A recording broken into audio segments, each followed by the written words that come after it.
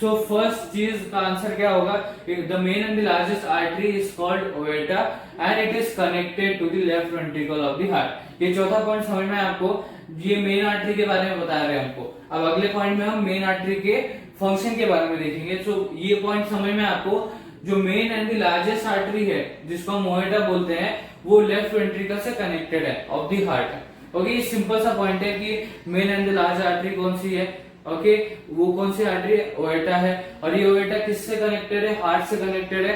कौन से पार्ट से, लेफ्ट वेंट्रिकल के पार्ट से। ओके, ये समझ में आपको, it is the main and the largest artery and it is connected to the left ventricle of the heart. Okay, अभी ये main artery that is aorta करता क्या है, इसका फंक्शन क्या है।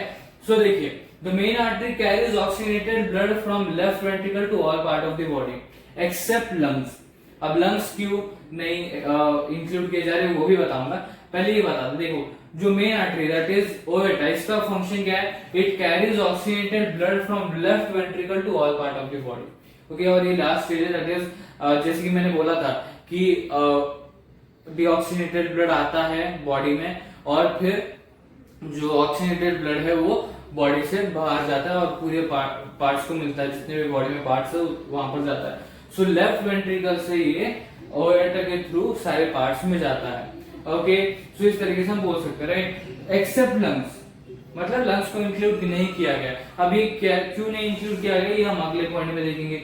जब पल्मोनरी आर्टरी के बारे में देखेंगे तब आपको समझ में आ जाएगा कि लंग्स के इंक्लूड क्यों नहीं कर रहा, कि लंग्स में मतलब ऑक्सीजनेटेड ब्लड क्यों नहीं जा रहा। अभी जो ब्लड है ये भी दो पार्ट्स में बटा हुआ है, ऐसे हम बोल सकते हैं, that is oxygenated blood and deoxygenated blood. Okay, so अब ऑक्सीजनेटेड ब्लड जो है वो ओएटा कैरी कर रहा है from left ventricle of the heart to all part of the body.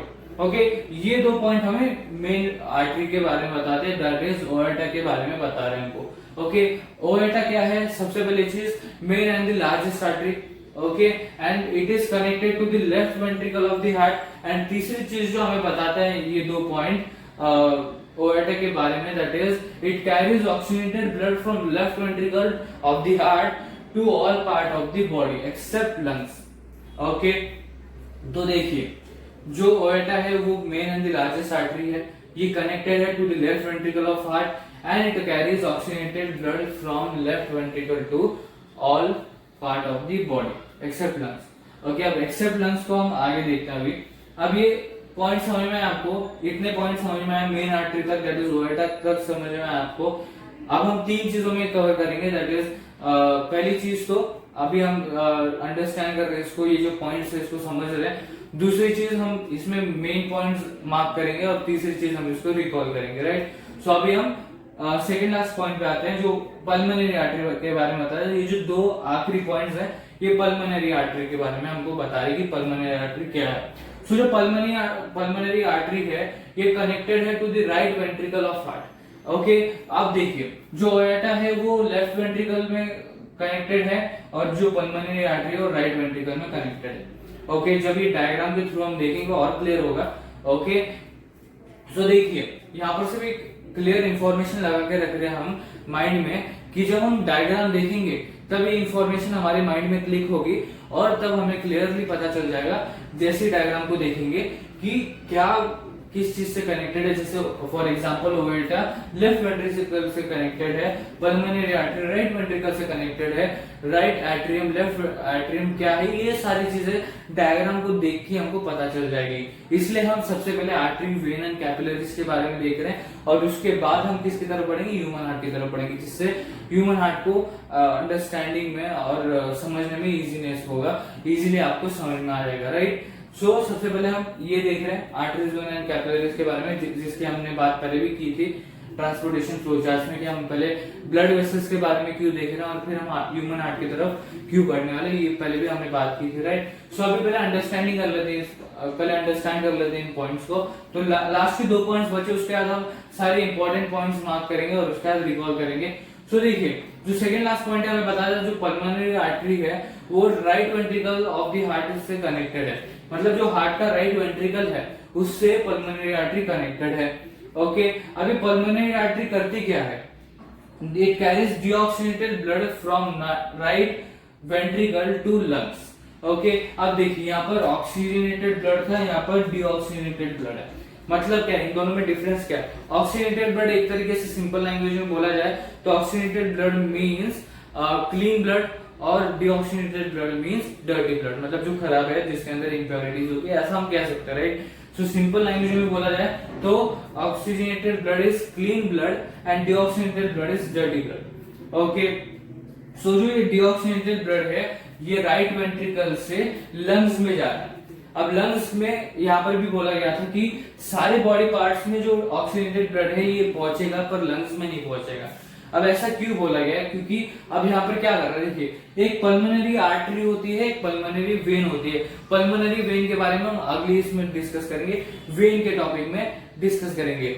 Okay, सो एक बार यहाँ पर इंट्रोड्यूस करवाता है तो क्या हो रहा है, मतलब पल्मोनरी आर्टरी से डीऑक्सीजनेटेड ब्लड जा रहा है कहां पर, लंग्स में। लंग्स में डीऑक्सीजनेटेड ब्लड ऑक्सीजनेटेड ब्लड में कन्वर्ट हो रहा है और ऑक्सीजनेटेड ब्लड पल्मोनरी वेन्स के थ्रू वापस हार्ट में आ रहा है और फिर वो लेफ्ट वेंट्रिकल में पहुंचता है और फिर लेफ्ट वेंट्रिकल से सारे बॉडी पार्ट्स में क्या होता है, ये जो ब्लड है ऑक्सीजनेटेड ब्लड, ये पहुंचता है सारे पार्ट्स में बॉडी के। ओके, ये बात समझ में आई। सो पल्मोनरी वेन और पल्मोनरी आर्टरी लंग्स से कनेक्टेड है, एक तरीके से हम बोल सकते हैं, क्योंकि हार्ट से डीऑक्सीजनेटेड ब्लड लंग्स में जा रहा है, लंग्स में डीऑक्सीजनेटेड ब्लड ऑक्सीजनेटेड ब्लड में कन्वर्ट हो रहा है, मतलब डर्टी ब्लड से क्लीन ब्लड हो रहा है और वो क्लीन ब्लड जो है वो आ रहा है कहां पर, पल्मोनरी वेन में आ रहा है। पल्मोनरी वेन से आएगा वो फाइनली फाइनल कहां पर आएगा, जो फाइनल स्टेज होगा वो लेफ्ट वेंट्रिकल में आएगा और लेफ्ट वेंट्रिकल से जो कनेक्टेड है ओएटा वहां पर जाएगा और ओएटा से सारे बॉडी पार्ट्स में चला जाएगा ब्लड, ऑक्सीजनेटेड ब्लड। ये बात समझ में आ रही है? सो एक पल्मोनरी आर्टरी होती है, एक पल्मोनरी वेन होती है। पल्मोनरी वेन के बारे में हम बाद में डिस्कस करेंगे, पहले पल्मोनरी आर्टरी के बारे में डिस्कस करते हैं। सो जो पल्मोनरी आर्टरी है वो कनेक्टेड है right ventricle of the heart से, मतलब जो हार्ट का राइट वेंट्रिकल है उससे कनेक्टेड है पल्मोनरी आर्टरी, और ये डीऑक्सीजनेटेड ब्लड कैरी करती है from the right ventricle to the lungs, मतलब राइट वेंट्रिकल से जो डीऑक्सीजनेटेड ब्लड है वो पल्मोनरी आर्टरी कैरी करता है टू द लंग्स। ओके, अब लंग्स में गया, लंग्स से वो पल्मोनरी वेन वापस लाएगा। ये अब जब ह्यूमन हार्ट के बारे में डिस्कस करेंगे तब और क्लियर होगा, राइट? सो देखिए, ये आर्टरी के बारे में सब कुछ बताया हमने, दैट इज 2 पॉइंट हम लास्ट पे रिवाइज कर लेते हैं। ये पल्मोनरी आर्टरी क्या है? पल्मोनरी आर्टरी ये कनेक्टेड है right ventricle of the heart से और ये डीऑक्सीजनेटेड ब्लड कैरी करती है from the right ventricle to the lungs. Okay, so ये पॉइंट समझ में आए आपको, राइट? अब हम 2 चीजें बाकी हमारे, दैट इज पहले तो इंपॉर्टेंट पॉइंट्स मार्क करना और दूसरी चीज इसको रिकॉल करना, राइट? सो देखिए, अभी आर्टरीज के बारे में देखते हैं। ओके, आर्टरीज में पहले इंट्रोडक्शन देख लेते हैं, जैसे कि हमने स्टार्ट किया था उसी तरीके से देखते हैं। तो देखिए, आर्टरीज, वेन्स एंड कैपिलरीज क्या है? थिन पाइप लाइक स्ट्रक्चर या थिन ट्यूब लाइक स्ट्रक्चर है जिसके थ्रू जो ब्लड है वो फ्लो करता है हमारी पूरी बॉडी में। Okay, so arteries and veins and capillaries क्या है? ये थिन ट्यूब लाइक स्ट्रक्चर्स हैं जो बॉडी के अंदर, पूरे बॉडी के अंदर ब्लड को फ्लो करवाता है। मतलब क्या? ये ऐसे थिन ट्यूब्स हैं जिसके थ्रू ब्लड फ्लो करता है हमारी पूरी बॉडी में और इन्हीं को हम ब्लड वेसल्स बोलते हैं, that is arteries, veins and capillaries को हम ब्लड वेसल्स बोलते हैं। ये सिंपल सा इंट्रोडक्शन था। अब आर्टरीज की तरफ आते हैं। पहला पॉइंट हमें क्या बताता है? Arteries are thick walled blood vessels. Okay, they carry blood from heart to all part of the body. Okay, तो फर्स्ट पॉइंट क्या बता रहा है? हमें 2 चीजें बता रहा है, they are thick walled blood vessels and they carry blood from heart to all part of the body। दूसरा पॉइंट हमें क्या बता रहा है? They are thick wall because blood emerges from heart under high pressure। Okay, so इनकी thick walls क्यों होती है? बिकॉज जो ब्लड एमर्ज हो रहा है हार्ट से वो हाई प्रेशर के अंडर हो रहा है, मतलब हाई प्रेशर में वो एमर्ज हो रहा है from the heart. Okay, that is why they have thick walls.